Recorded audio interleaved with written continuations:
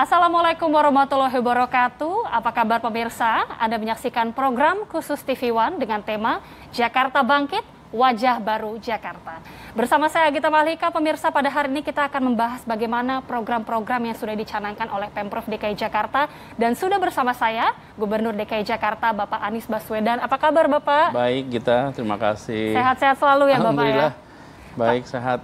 Sehat, alhamdulillah. Pak, kita kalau melihat ya program-program yang sudah dilaksanakan oleh Pemprov DKI Jakarta luar biasa sekali. Kita mungkin bisa bahas terlebih dahulu dari pembenahan fasilitas olahraga. Ya. Luar biasa sekali pengembangannya, mulai dari fasilitas bertaraf internasional, bahkan kita melihat sejauh ini pengembangan dari Jakarta International Stadium. Bisa digambarkan, Pak, bagaimana progresnya sejauh ini Jakarta International Stadium? Iya, jadi begini. Jakarta adalah sebuah megapolitan terbesar di belahan selatan dunia. Sehingga kita ingin agar fasilitas olahraga yang kita miliki itu berstandar global. Kemudian yang kedua, masyarakat Jakarta ini memiliki satu wilayah di kawasan utara yang punya sejarah panjang. Nah, perkembangannya itu kita justru banyak ke arah selatan. Jadi sekarang kita membangun kembali stadion di utara, berharap nanti bisa menumbuhkan kembali kawasan utara Jakarta, pesisir utara Jakarta. Nah, stadion yang dibangun adalah stadion berstandar internasional yang menjadi satu tempat olahraga, stadion sepak bola yang bisa digunakan kapan saja. Karena kita menggunakan retractable roof. Jadi atapnya bisa dibuka tutup. Otomatis begitu ya, Pak? Iya, bisa. Kenapa? Karena begini, kita tinggal di Katulistiwa. Konsekuensinya pertandingan sepak bola itu selalu di sore hari. Siang itu lapangan tidak bisa digunakan. Ya, betul. Sayang sekali. Nah, di tempat-tempat yang subtropis mereka bisa menggunakan itu jam 2 siang, jam 1, jam 12, jam 10. Karena memang kalau subtropis mereka tahan di luar begitu. Nah, karena itulah kita desain dengan penutup yang bisa dibuka tutup. Jadi kalau musim hujan aman, digunakan siang hari tidak akan panas. Berbagai cuaca aman lah ya, Pak ya. Terus kemudian yang kedua, dia bisa dipakai untuk multi event. Dia bisa dipakai pertandingan sepak bola, tapi juga untuk kegiatan kesenian, kebudayaan, konser, apapun bisa dilakukan di sana. Kapasitasnya nanti 82.000 orang yang bisa ditampung di tempat itu. Lalu lokasinya di samping rel kereta api, sehingga ke depan penonton tidak harus datang naik kendaraan pribadi. Mereka bisa parkir di stasiun-stasiun manapun di sekitar Jakarta, tinggal naik kereta api atau naik bis, nanti mereka akan bisa turun di sana. Sehingga harapannya kemacetan dan lain-lain juga terhindar dari stadion ini. Lalu dia menggunakan konsep yang memenuhi seluruh standar FIFA, termasuk lapangan latih. Jadi kalau stadion internasional itu akan diakui FIFA, bukan hanya stadionnya, bukan hanya lapangannya, tapi dia harus punya lapangan latih 2 di luar. Itu syaratnya. Jadi kalau nggak punya itu, dia tidak bisa masuk dalam standar global FIFA. Dan di JIS itu ada semua berarti? Ada dua-duanya. Jadi kenapa? Supaya sebelum pertandingan, 2 klub yang mau bertanding itu, mereka bisa di sana. Namanya lapangan latih. Luar biasa. Lapangan latih itu memiliki jenis kualitas rumput yang sama dengan yang dipasang di dalam stadion. Jadi ini nantinya akan menjadi satu stadion yang bisa digunakan, bisa dibilang kapan saja, waktunya, kapasitasnya 82.000, datang dari semua tempat, dan ini memenuhi standar FIFA. Sampai jangan lupa, jadi stadion ini bukan semata-mata untuk olahraganya, tapi untuk membuat warga Jakarta memiliki sebuah tempat di mana ada kesetaraan, ada kebersamaan, ada perasaan ikatan satu Jakarta, ikatan satu Indonesia, yang itu nanti muncul lewat stadion ini. Stadion ini luar biasa, artinya memang sesuai namanya multi-purpose dan juga banyak bisa digunakan untuk fasilitas-fasilitas lain juga ya Pak. Termasuk kita juga melihat JIS ini ternyata menjadi stadion pertama di Indonesia yang memperoleh Green Building Level Platinum dan juga Ya. menyandang predikat bangunan yang ramah lingkungan. Ya, betul. Ini sebenarnya faktor-faktor apa Pak yang menjadikan JIS itu meraih gini, penghargaan tersebut? Pertama untuk green building. Green building itu artinya gedung ramah lingkungan. Oke. Ada 3 level. Level silver, gold, platinum. Platinum itu paling tinggi. Nah, jadi di JIS ini itu kita masuk di dalam kategori platinum. Ini ada 6 kategori yang harus dinilai untuk sebuah gedung itu masuk di dalam kategori green building level platinum. Pertama adalah tentang appropriate site development. Jadi pembangunan dari tempatnya sendiri itu semuanya menggunakan pendekatan yang ramah lingkungan. Dari mulai rancangannya itu sudah dites bahwa ini memenuhi syarat sebagai platinum design. Kemudian yang kedua, energy efficiency dan conservation. Ini nanti akan menggunakan panel surya sebagai pembangkit tenaga listriknya. Kemudian penggunaan energi listriknya dibuat seefisien mungkin. Kemudian yang ketiga adalah water conservation. Air didaur ulang, dimanfaatkan, air hujan ditampung, zero runoff. Zero runoff itu artinya air yang jatuh di kawasan itu tidak dialirkan keluar, tapi diolah kembali. Oh, luar Yang biasa. keempat, material resources dan cycle. Semua material yang digunakan adalah jenis-jenis material yang ramah lingkungan. Apakah itu daur ulang, apakah itu bisa didaur ulang. Yang kelima adalah indoor health and comfort. Itu kriteria kelima, dan keenam building environment management. Nah, dari 6 kriteria ini kita alhamdulillah masuk semua itu dipenuhi sehingga ini akan menjadi contoh. Inilah bangunan masa depan. Kami ingin JIS ini, Jakarta International Stadium, 20 tahun lagi, 30 tahun lagi, anak-anak dan cucu kita ketika nanti melihat stadion ini, mereka akan bisa mengatakan bahwa ini adalah stadion yang sesuai zaman. Jadi bukan sekedar gedung yang hari ini nampak megah, bukan gedung yang hari ini nampak hebat fasilitasnya, tapi kami ingin gedung ini disyukuri oleh anak cucu kita di kemudian hari. Dengan mengusung konsep sustain development, kemudian juga tadi dikatakan bahwa ini sudah menyandang gelar Green Building Platinum, luar biasa sekali dari JIS sendiri Pak. Tapi kalau kita melihat pusat-pusat olahraga yang lain atau fasilitas olahraga yang lain, seperti apa kemudian yang difokuskan oleh Pemprov DKI? Jadi gini, Jakarta itu ada 11 juta penduduknya. Kemudian kita ingin olahraga mempersatukan. JIS adalah satu tempat, tapi bukan itu saja.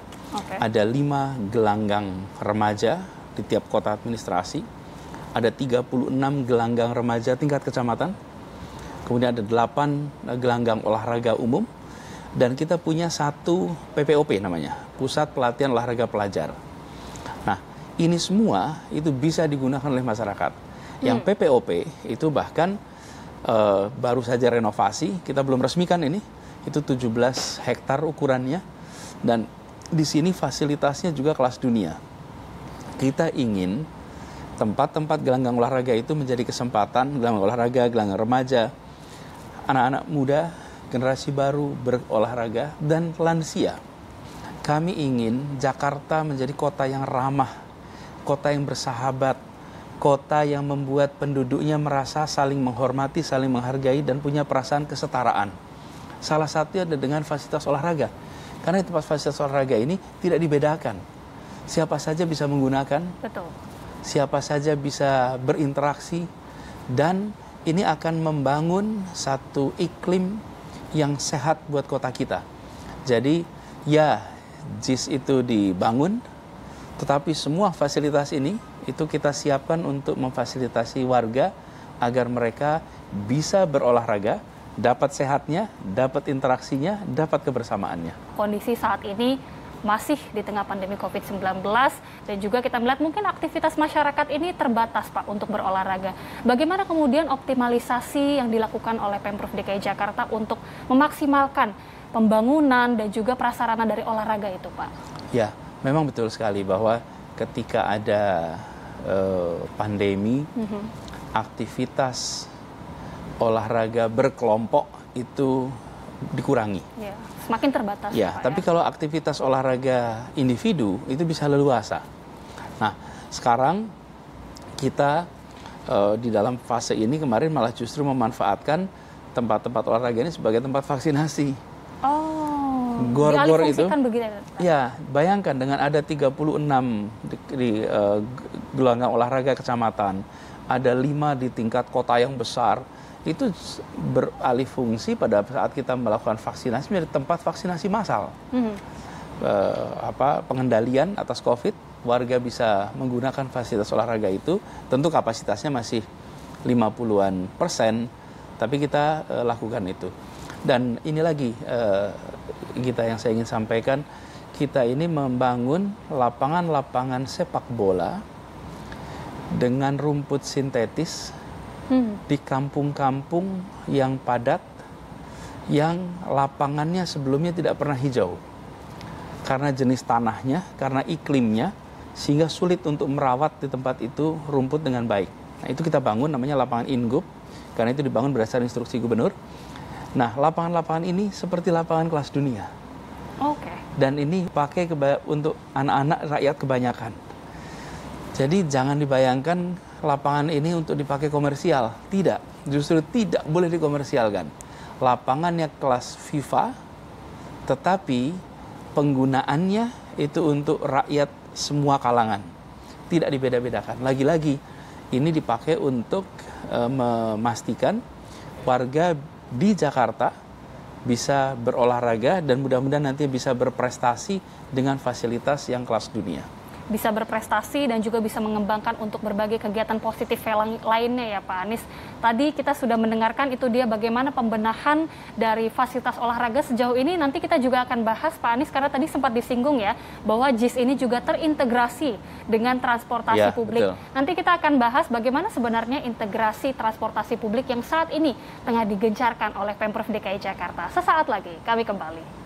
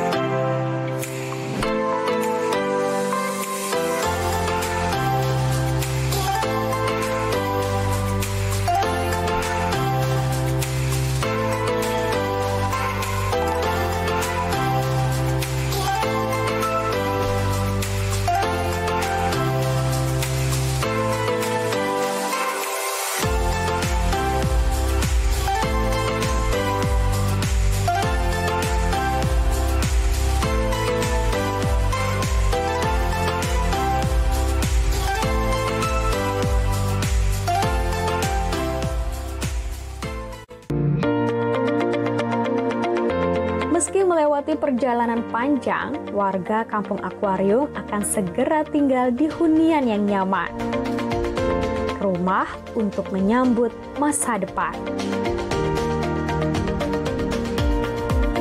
Penantian mereka kini menjadi kenyataan. Tahap 1 pembangunan Kampung Susun Akuarium telah selesai. Penataan Kampung Akuarium ini adalah pilot project yang juga akan diketuk tularkan ke kampung-kampung yang lain di ibu kota. Sebuah misi menghadirkan hunian yang layak dalam proses kemajuan kota dan membahagiakan warganya.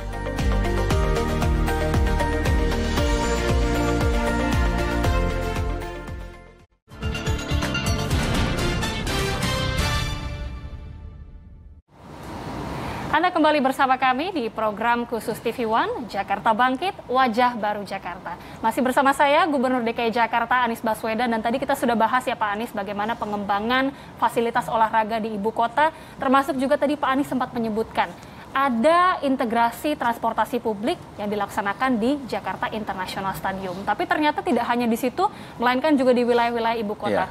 Apa sih sebenarnya Pak urgensinya melaksanakan integrasi transportasi publik ini Pak? Penduduk sebuah kota yang besar seperti Jakarta itu pasti memiliki mobilitas. Orang bergerak dari satu tempat-tempat lainnya. Dari rumah ke tempat kerja, rumah ke sekolah, antar tempat kerja, mobilitas itu selalu tinggi. Nah pertanyaannya, siapa yang memfasilitasi mobilitas itu? Kalau difasilitasi oleh diri sendiri, maka mereka beli kendaraan pribadi, menggunakan kendaraan pribadi, atau pemerintah yang memfasilitasi untuk mobilitas. Sehingga masyarakat tidak perlu menggunakan kendaraan pribadinya untuk berpindah dari satu tempat ke tempat lain. Kalau pemerintah tidak menyediakan, ya masyarakat menyediakan sendiri. Beli motor, beli mobil. Kenapa? Karena pemerintah tidak menyiapkan. Nah, kami kalau tidak melakukan itu, apa konsekuensinya?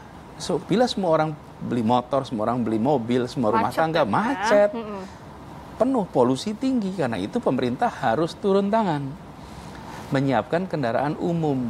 Itulah yang kami bangun selama ini. Nah, kendaraan umum di Jakarta itu sudah ada, bukan barang baru. Udah ada kendaraan umum, dari mulai angkot sampai kereta. Problemnya, selama ini mereka tidak terintegrasi. Kalau tidak terintegrasi, masyarakat naik kendaraan umum, ketika dia turun, dia kebingungan nyambungnya kemana. Naik angkot, begitu turun, sampai di angkotnya yang dia berhenti, dia mau pindah kendaraan apa? Di situ letak masalahnya. Jadi yang kami lakukan bukan membangun sistem transportasi baru, tapi membuat yang ada terintegrasi lalu memperluas. Nah, apa integrasi itu? 3 unsur. 1, rutenya nyambung. Jadi kalau naik kendaraan, itu begitu turun, dia bisa melanjutkan ke rute berikutnya. Karena tersambung rutenya. Yang kedua adalah ketersambungan tiketingnya. Nggak usah bawa banyak kartu, nggak usah bayar berkali-kali. Satu saja. Sekali bayar, dia untuk berkali-kali. Nah, ini sistemnya dibangun. Sekali pakai bisa 3 jam. Jadi dari mana saja, ke mana saja selama 3 jam, 1 biaya. Yang ketiga, manajemennya digabung. Ada kereta api, ada bis, ada MRT, ada LRT, ada angkot. Ini manajemennya lain-lain. Kalau tidak di dalam satu integrasi, yang manajemen jadi satu, akan kesulitan. Nah, jadi yang Jakarta lakukan menggabungkan 3 itu, sehingga warga dari mana saja bisa pergi kemana saja dengan menggunakan kendaraan umum. Tapi warga itu baru menggunakan kendaraan umum jika apa? 1, nyaman. Kalau nggak nyaman nggak akan naik. Yang kedua, terjangkau. Apa terjangkaunya? Terjangkau harganya, terjangkau haltenya. Oke, jadi kami memperluas. Harganya terjangkau sudah dibuat. Yang ketiga adalah terjangkau kawasannya. Sekarang ini lebih dari 83% wilayah Jakarta sudah tercover oleh angkutan umum. Sebelumnya sekitar 20-an%. Sehingga warga itu bisa pergi dari satu tempat ke tempat lainnya dengan menggunakan satu kartu. Sistemnya namanya Jaklingko. Naik, pakai kartu itu, dia pindah-pindah menggunakan tap aja, pindah saja menggunakan kartu yang sama. Kartu itu. Nah, sistem ini dibangun dengan harapan warga menggunakan mobilitas di dalam kota mengandalkan kepada transportasi publik. Apa keuntungannya bagi masyarakat? 1, biaya bisa menjadi turun. Anda harus mengeluarkan bensin, harus siapkan parkir, plus waktu sepanjang perjalanan Anda tidak bisa produktif. Anda harus nyetir aja tuh motor atau mobil. Tapi kalau naik kendaraan umum, Anda bisa sambil produktif di situ. Beraktivitas. Nah, dan secara biaya menjadi lebih murah. Ada hitungan di studi menunjukkan bahwa bisa sampai 30% biaya transportasi itu. Nah, kita ingin turunkan itu bisa sekitar 7-8% saja dari pendapatan orang itu keluar untuk transportasi bila menggunakan kendaraan umum. Lalu yang tidak kalah penting lagi-lagi ini soal persatuan. Di kendaraan umum itu egaliter. Tidak penting jabatan Anda apa, berdirinya karena sama. Semuanya menggunakannya. Semuanya sama, haltenya sama, antrinya sama. Betul. Di bis itu berdirinya sama. Tidak penting jabatannya di kantor. Yang satu mungkin CEO, yang satu mungkin office boy. Tapi ketika naik di bis, sama saja. Sama. Nah, perasaan kesetaraan, kebersamaan itulah yang kita bangun. Jadi saya sering sampaikan kepada seluruh jajaran, membangun integrasi transportasi itu bukan sekedar memindahkan badan dari satu tempat ke tempat lain, tapi ini adalah mempersatukan penduduk Jakarta, membangun perasaan kebersamaan, membangun perasaan kesetaraan.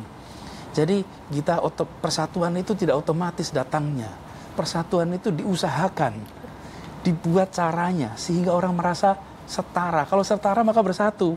Kalau tidak setara, tidak mungkin ada persatuan. Persatuan tidak bisa dibangun dalam ketidaksetaraan. Nah, Jadi transportasi umum yang dibangun di Jakarta itu bukan sekedar soal teknis transportasinya, tapi ini adalah sebuah cara dari Pemprov DKI Jakarta untuk membangun perasaan kebersamaan di kota ini. Itu yang kita lakukan. Oke, termasuk juga revitalisasi stasiun ya Pak. Betul. Baru-baru ini kan juga dilaksanakan revitalisasi stasiun, ada di Stasiun Tebet dan juga di Stasiun Palmerah. Artinya ini juga bagian dari penunjangan integrasi transportasi publik ini Pak? Iya, betul. Jadi stasiun-stasiun itu akan menjadi backbone. Backbone itu semacam tulang punggungnya kereta api. Kenapa? Karena kereta api itu memiliki rute tersendiri, bisa daya angkutnya banyak. Sekali berangkat kereta api kalau 10 rangkaian itu bisa banyak sekali yang terbawa. Nah, jadi stasiun itu menjadi istilah kami transport hub, kalau dalam bahasa Indonesia namanya simpang temu. Disinilah backbone atau tulang punggung dari sistem transportasi kita, kereta api, MRT. Nah, lalu terintegrasinya bagaimana? Begitu mereka keluar dari stasiun, maka di situ sudah ada bis. Sudah ada angkot, langsung ada transportasi dan ketika lain, pindah, mereka nanti diharapkan bisa menggunakan satu pembayaran saja, sistem pembayaran. Jaklingko itu adalah satu perusahaan joint venture, di mana nantinya kita akan memiliki single payment untuk seluruh kendaraan umum di Jakarta. Jadi kalau naik kendaraan umum di Jakarta nggak perlu bawa kartu banyak. Nanti buat Cukup kereta ada kartu, satu saja untuk semua. Plus nantinya kartu itu bisa dipakai juga untuk kegiatan pembayaran lainnya. Jadi misalnya Anda bertransaksi seperti ATM saja. Jadi revitalisasi stasiun itu bukan sekedar soal stasiunnya, tapi ini menjadi simpang temu, atau dalam bahasa Inggris namanya transport hub. Di situ bertemunya kendaraan-kendaraan umum dari berbagai tempat, dan di situ letak lokasi orang bisa transfer dari satu tempat dari satu jurusan ke jurusan lainnya. Oke, itu luar biasa sekali. Artinya integrasi transportasi publik terus dilakukan tidak hanya untuk kenyamanan, tapi juga untuk kemudahan bagi seluruh masyarakat Jakarta. Insya Allah. Kita harapkan progresnya tentunya semakin baik dan juga perencanaannya semakin baik untuk kedepannya, Pak. Itu tadi kita sudah bahas ya, Pak, mengenai bagaimana transportasi publik dan juga integrasi transportasi antara satu transportasi umum ke transportasi lainnya. Nanti kita juga akan bahas, Pak, mengenai penataan kawasan permukiman. Karena diketahui juga Pemprov DKI Jakarta sedang menggalakkan program penataan kampung susun. Nanti kita akan bahas usai jeda, tetaplah bersama kami, pemirsa.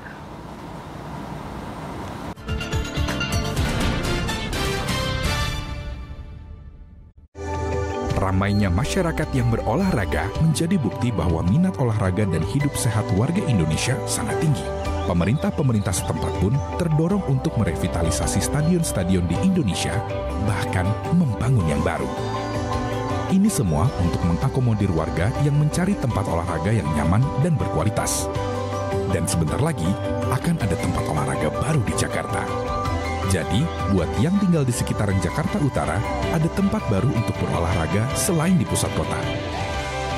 Jakarta International Stadium akan menjadi rumah baru untuk berolahraga, panggung baru untuk atlet, suaka untuk siapapun yang ingin larut dalam selebrasi. Dan membuka bab baru dalam sejarah olahraga Indonesia. Ini adalah stadion kita.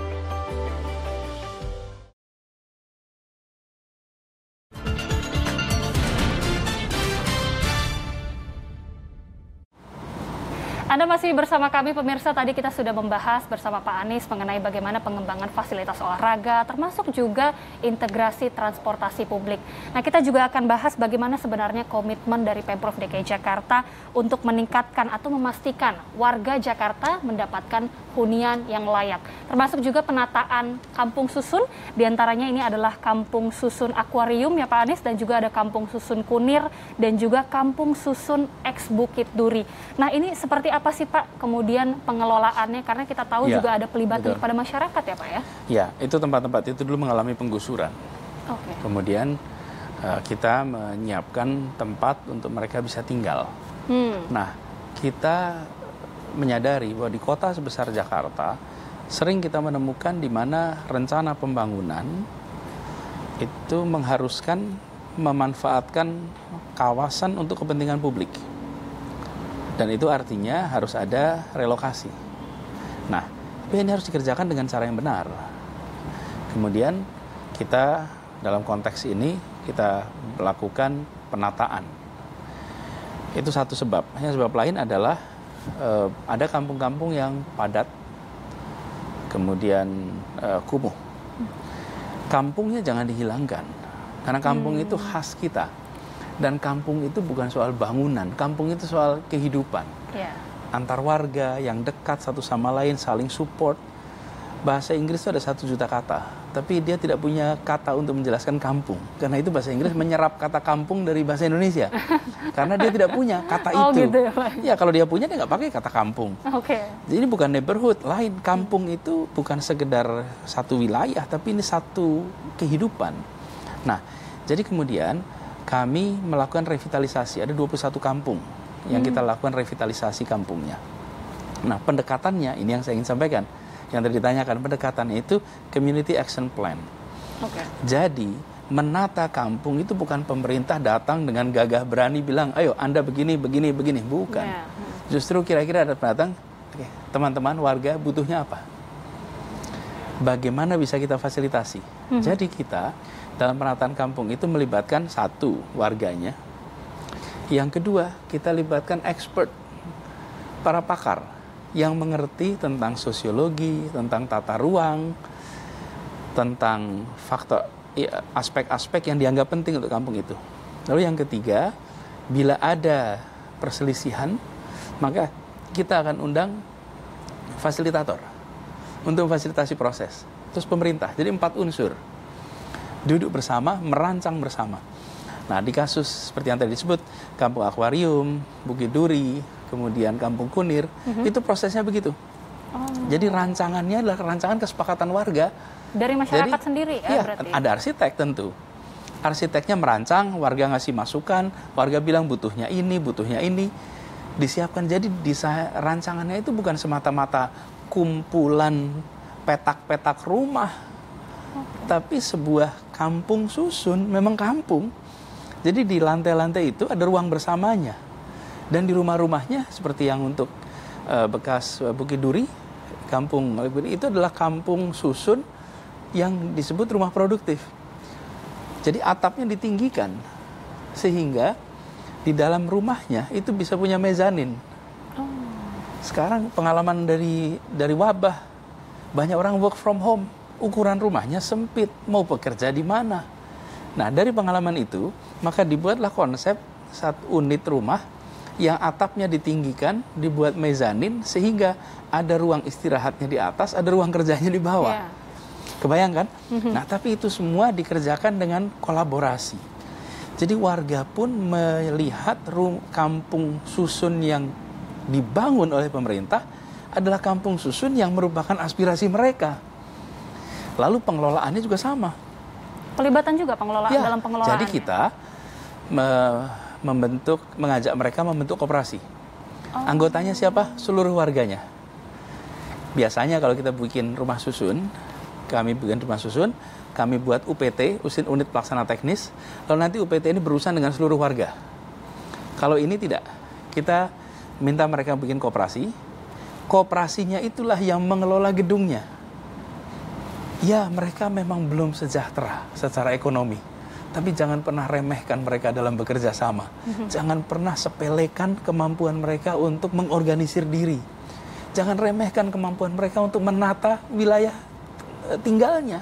Justru mereka itu memiliki rasa tanggung jawab, karena ini adalah kampung kami yang bentuknya susun. Jadi koperasi itu dari warga, oleh warga, untuk warga. Nah, kami pemerintah berhubungannya dengan koperasi, tidak dengan warga satu-satu. Koperasi inilah yang nanti mengelola, koperasi inilah yang buat perjanjian dengan kami.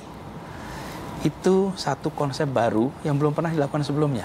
Konsep yang luar biasa, konsep mudah-mudahan community. Itu memberikan rasa keadilan juga buat warga. Ya, betul. Karena Community Action Plan ini untuk memberikan rasa keadilan kepada masyarakat, termasuk juga tadi disebutkan ya bahwa dalam pengelolaannya saja juga melibatkan masyarakat. Artinya ini menjadi pilot project untuk di kampung-kampung yang disebutkan tadi untuk penataan selanjutnya. Dan ini bisa menjadi contoh. Jadi nanti ketika kita menemukan situasi di mana, seperti contoh saja, misalnya harus membangun jalur listrik, sutet. Itu kalau jalur listrik sutet, bawahnya itu harus kosong. Nanti akan ketemu dengan situasi ada rumah-rumah yang kena itu. Betul kan? Nah, tapi kalau sekarang kita udah ada contohnya. Contoh bagaimana solusi yang adil. Solusi yang adil di mana disiapkan kampung susun, mereka tinggal secara layak, tetap bisa produktif, dan lokasinya terjangkau. Jadi kalau yang kampung akuarium kita bangun di lokasi kampung akuariumnya. Di kampung Kunir, di sisi jalan itu kita siapkan. Yang warga Bukit Duri kita berhasil dapat tempat kira-kira 30 menit, 40 menit dari lokasi mereka sebelumnya.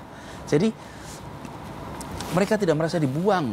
Tapi kalau kemudian fasilitas penggantinya itu ditempatkan di ujung Jakarta, 1,5 jam bagi mereka untuk pergi, mana ada yang mau begitu. Kita harus ketika mengurus warga itu harus bayangkan diri kita berada di posisi warga. Kira-kira kalau kita diperlakukan begitu, mau nggak ya? Yeah. Kalau nggak mau, don't do it. Just don't do it. Jangan kerjakan itu. Karena ini soal rasa keadilan. Jangan lakukan sesuatu yang kita juga tidak mau diperlakukan seperti itu. Nah, prinsip ini yang kami pegang, dan kita bersyukur bahwa lokasi-lokasi yang digunakan itu lokasi-lokasi yang tepat. Nah, kami harapkan ini nanti bisa jadi contoh. Jadi ke depan ada contoh solusi, karena nanti problem ini akan bisa muncul bukan hanya Jakarta, seluruh Indonesia. Dan pengelolaan menggunakan koperasi ini benar-benar hal yang baru. Biasanya kita tidak melakukan seperti itu. Ini memberikan empowerment kepada masyarakat, penguatan masyarakat, kepercayaan pada masyarakat. Seperti juga kalau kita di kampung ada Pak RW, Pak RT yang mengurus kebersihan lingkungan, yang mengurus jaga ronda lingkungan. Jadi tidak semuanya di tangan pemerintah, tapi dilakukan juga swadaya oleh masyarakat. Oke. Luar biasa sekali kita mendengar program yang dilaksanakan oleh Pemprov DKI Jakarta. Kita tentunya mengharapkan implementasi dan juga perencanaannya semua berjalan dengan baik. Amin. Mungkin pertanyaan terakhir, Pak, kita melihat program-program yang dilaksanakan tentunya untuk keberlanjutan warga DKI Jakarta. Seperti apa kemudian harapannya, Pak? Kita berharap bahwa semua yang kita kerjakan di Jakarta ini, saya sampaikan selalu pada jajaran. Nanti kita punya laporan angka statistik. Misalnya, jumlah pengguna kendaraan umum tahun 2016 dibandingkan dengan sekarang. Lalu kita mengecek juga misalnya jumlah pengguna tempat olahraga dulu dan sekarang. Kita bisa mengecek juga vaksinasi, macam-macam tuh. Tapi saya sering sampaikan pada jajaran, angka-angka statistik itu baik-baik saja, itu bagus untuk nanti muncul dalam laporan-laporan itu. Tapi yang saya ingin muncul di warga Jakarta, di rumah tangga di Jakarta, di keluarga-keluarga di Jakarta, itu obrolan begini. Syukur alhamdulillah, untung kita tinggal di Jakarta ya. Nah, kalau kalimat itu ada, maka kita telah berhasil dalam menjalankan program kita. Bukan dilihat dari sekadar angka statistiknya, tapi ketika warga Jakarta mengatakan syukur alhamdulillah untung kita ditinggal di Jakarta. Jadi ketika menghadapi pandemi, kemudian mudah dapat akses vaksin, mudah untuk testing, mudah untuk tracing, itu membuat warga bisa berkata syukur untung ya kita di Jakarta sehingga dapat begini. Nah, jadi semua yang kita lakukan di Jakarta ini bukan sekedar untuk meraih angka-angka yang baik dalam buku laporan, bukan sekedar untuk menunaikan janji yang sudah diungkapkan, tapi ini adalah untuk membuat keluarga-keluarga di Jakarta merasa bersyukur, untung kita tinggal di Jakarta. Kalimat itulah yang kita ingin dapat dari keluarga-keluarga di Jakarta. Kita harapkan juga keluarga-keluarga di Jakarta ini benar-benar merasakan hal demikian ya, karena kita melihat dan kita apresiasi sekali Pak program yang dilaksanakan oleh Pemprov DKI Jakarta, dan terima kasih Pak Anies Baswedan, Gubernur DKI Jakarta, sudah berkenan untuk membagikan secara rinci bagaimana program-program Pemprov DKI ke depannya. Sukses selalu untuk Pak Anies. Dan pemirsa, tadi juga menutup perjumpaan kita di dalam program khusus TV One, dan mewakili kru bertugas, saya Agita Mahlika mengucapkan terima kasih. Sampai jumpa.